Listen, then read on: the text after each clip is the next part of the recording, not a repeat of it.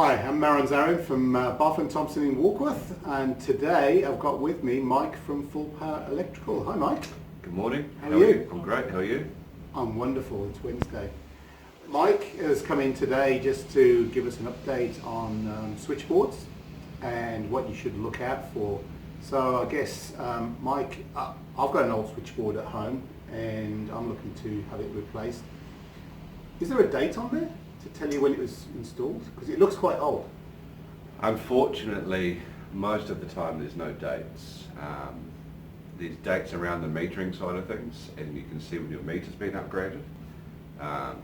But unfortunately, there's no specific dates in terms of when the switchboard was upgraded. But we can come and have a look and give you a fairly good idea about what era the switchboard was installed.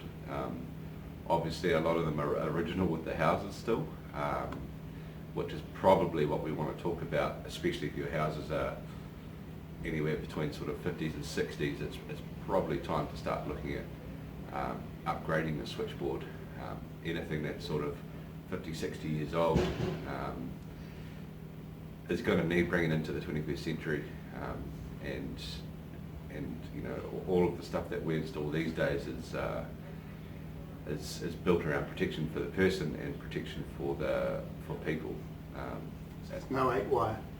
There is no 8-wire. No, you're right. It's definitely it's moved along. You know, like as technology does, it's moved along so quickly, and it's really focused around people and property these days, more so now than it ever was. I guess in terms of liability and everything else that comes along with it. And I guess with the way people have advanced, there's more appliances.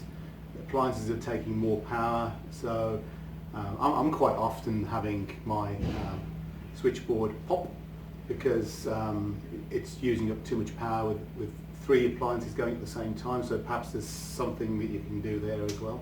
100%. So like a lot of these things, you know, like you were one power point, one light per room, that was all you ever needed for all of the appliances that you had. But obviously, like everything, as technology has moved on, we now need 3 or 4 power points, and people have got multiple lights and dimmers and all sorts of fancy stuff in rooms. And unfortunately with that comes the appliances, comes the loading, and the old school circuitry isn't set up for having multiple appliances on one circuit. It was only ever 1 or 2 power points per circuit, which only ever had the occasional heater and bits and pieces on it.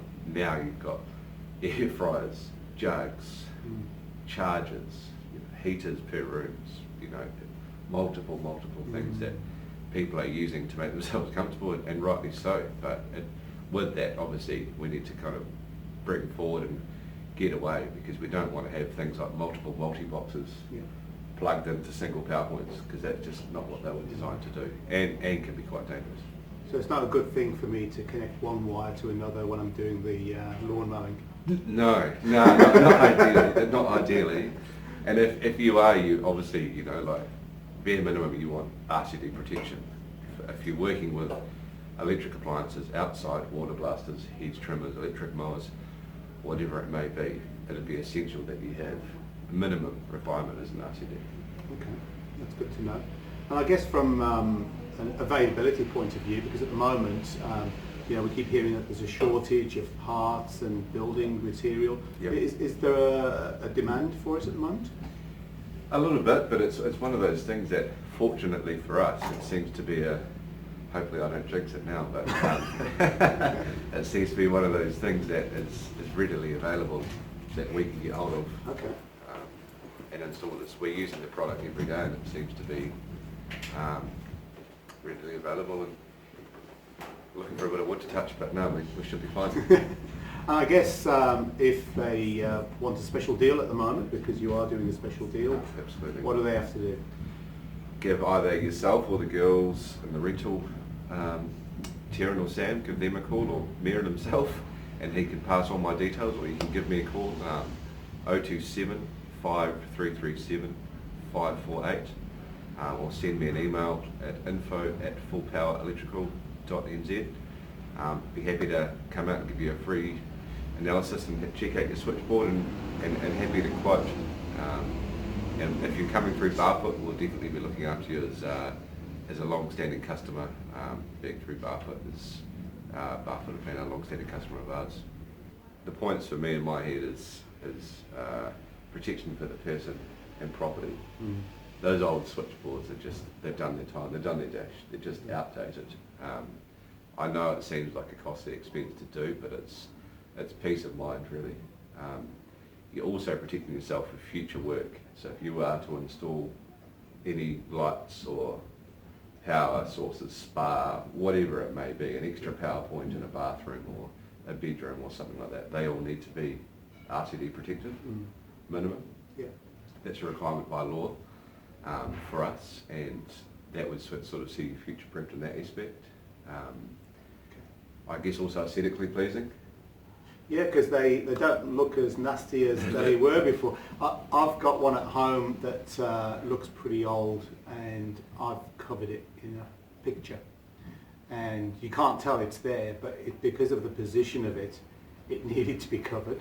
But these days they're a lot nicer looking, aren't they? They are a lot prettier, and I can bring around samples, and most people would have seen them now. They're kind of recessed into the wall with sort of pretty white or off-white doors that close up, and you don't see anything behind them. And yeah.